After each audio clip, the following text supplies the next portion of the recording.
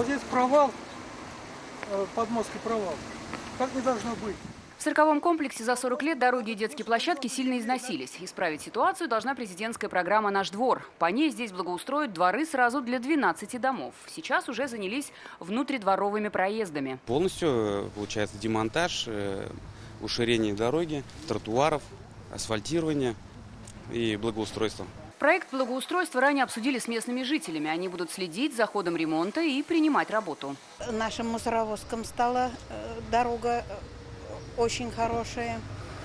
Людям, жильцам, автомобилистам.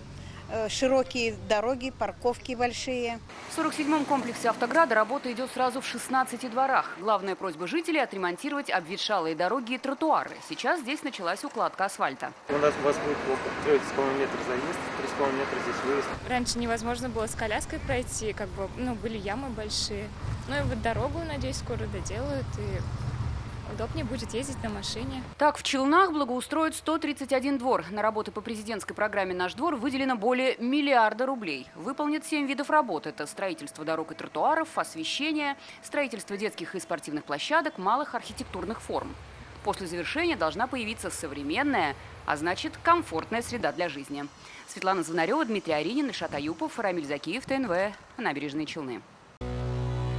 Наша рука помощи вашему бизнесу. Антикризисные предложения. Телефон 843 5 705 100. Көтелмәгән кунак көттөреп кенә интернет челтәрләренә дә килеп җитте. Хәзер бу фильмның барлык серияларын ТНВ.ру сайтында карап була.